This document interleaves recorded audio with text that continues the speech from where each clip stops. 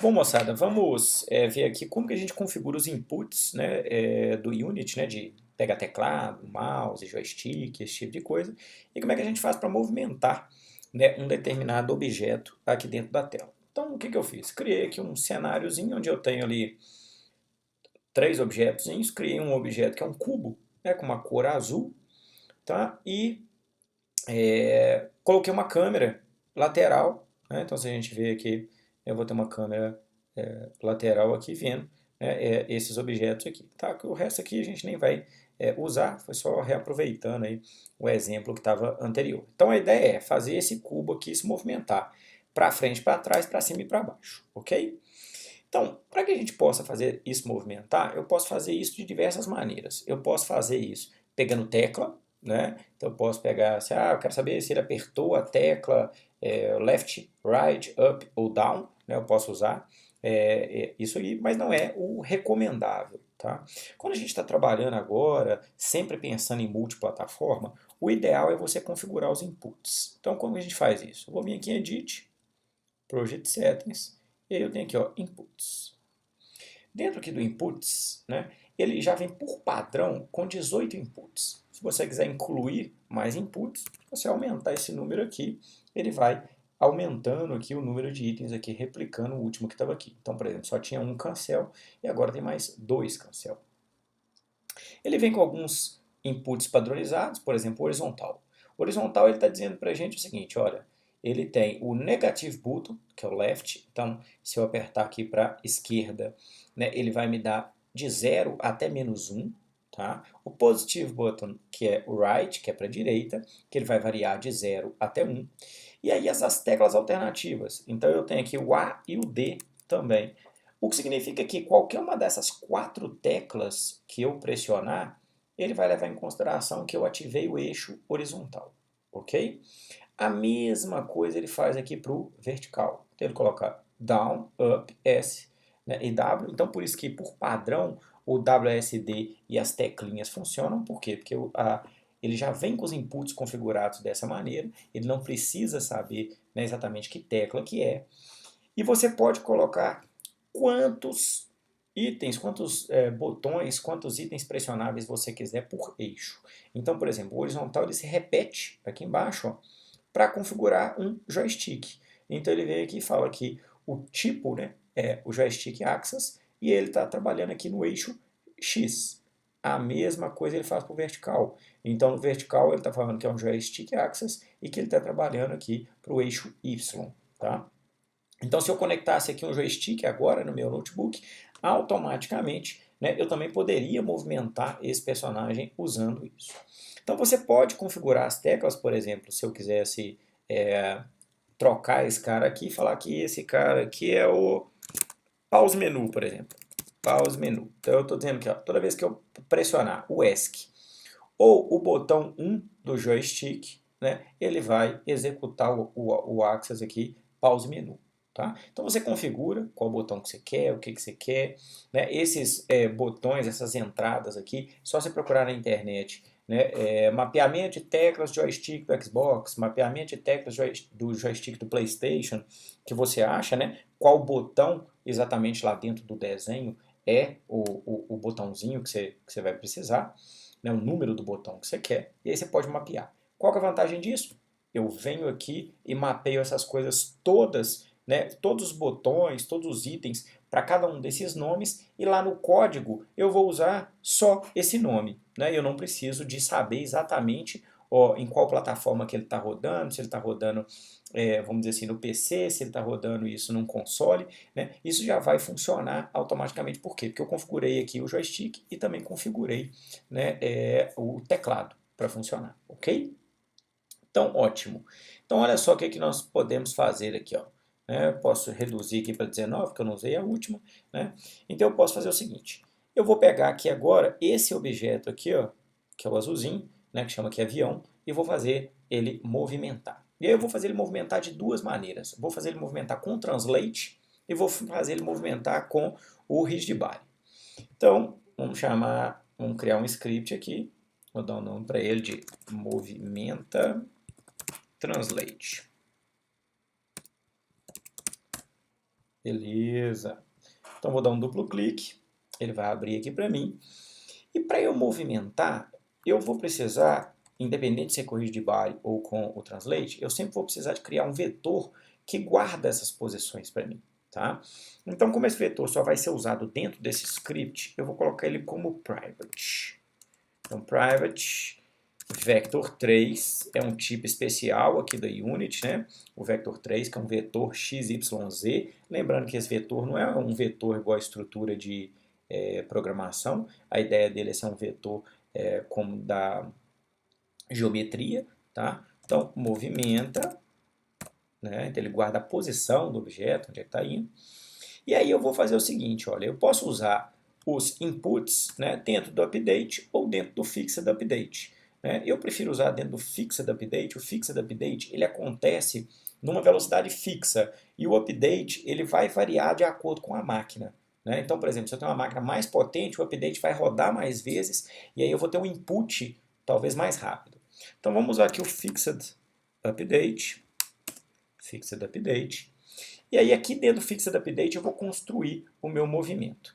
Então olha só, eu vou virar e vou falar o seguinte, movimenta, que é aquele vetor lá, no eixo X, ele vai receber os parâmetros do input, ponto, getAxis, horizontal. Não foi esse que eu configurei lá, ó?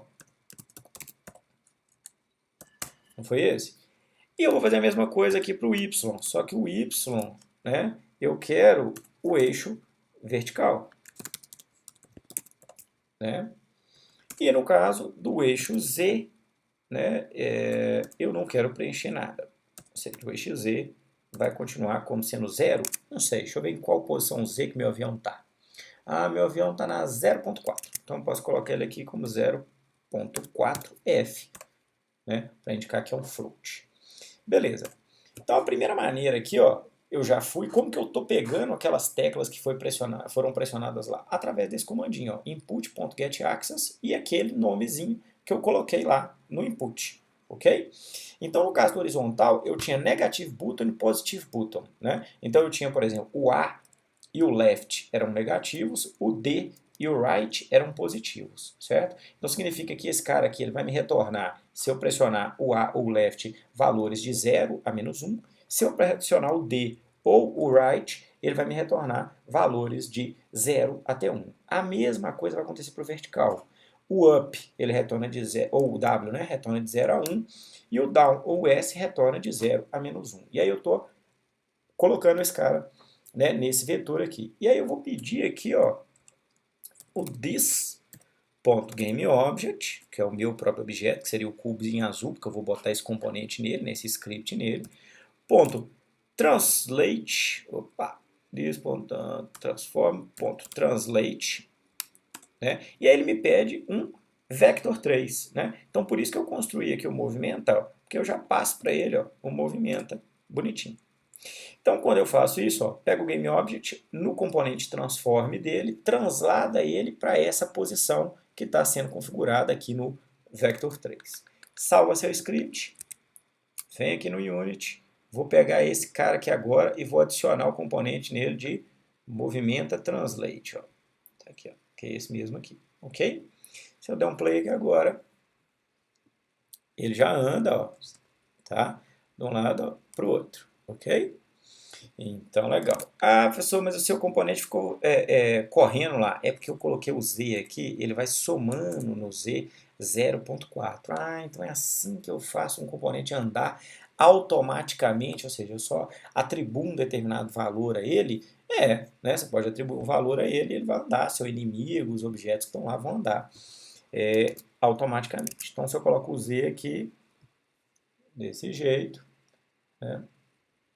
Então, olha só que legal. Ó, ele andando para cima, para baixo, né? Ele não tem limite ali, andando de um lado para o outro, ele não está colidindo, né? Então, anda para todos os lados aqui, numa boa, né? Dentro do meu cenário ali. Então, essa é uma maneira de fazer ele andar de um lado para o outro, tá? Eu tenho uma outra maneira, que é o seguinte, eu posso pegar esse avião, né? Eu vou adicionar a esse avião aqui um rigid body. Vamos lá. Rigid body. Vou tirar a gravidade dele, para ele não despencar ali no chão, né? E eu posso, ao invés, né, eu posso usar o mesmo vetorzinho aqui, né? Só que agora eu tenho que pegar o rigid body. Então, eu vou fazer o seguinte aqui, ó. Vou criar aqui um private rigid body. Rigid body. Vamos chamar o nome dele de física. Pronto. Acho que o rigid body está errado, é com B minúsculo. Rigid body. Isso, não é o 2D. Isso. Ó, tinha escrito tudo errado. Então, rigid body. Agora, eu vou fazer assim, ó, no start, a hora que esse objeto, ou seja, iniciar, eu tenho que pegar esse componente de rigid body que está dentro desse GameObject. Então, eu vou falar o seguinte, ó, física, que é o nome da minha variável, vai receber o this.GameObject.getComponent, igual a gente faz se eu fosse acessar um outro script, eu também para pegar os próprios scripts aqui, né, eu vou pegar aqui um rigid body, não 2D, só rigid body, né, e ele vai me retornar o rigid body daquele cara.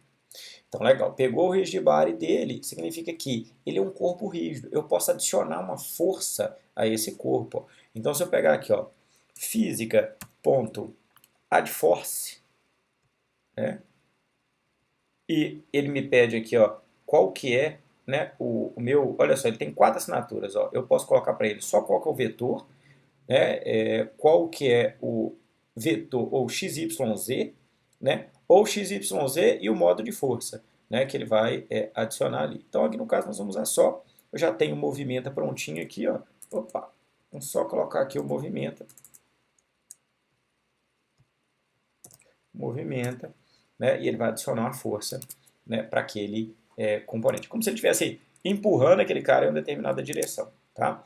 Diferença, esse cara aqui ele é um pouco mais pesado, você vai ter uma colisão mais, né, em cima do objeto, mas ele é mais real, olha só. Ele tem uma aceleração, né, o objeto, ó, tá vendo? Ó, quando ele bate nos itens lá, ó, ele vai ter, né, eu estou adicionando uma força, ele vai empurrar esse objeto, mas ele vai levar em consideração esses itens, né? Então ele é um tipo de movimento mais realista. Ele é mais lento? Mas ele é mais real, né, do que o outro. O outro, na hora que você aperta, ele já começa em disparada. Esse aqui ele vai acelerando, né, por ser um movimento com o corpo rígido aí. Ok? Tranquilo, então.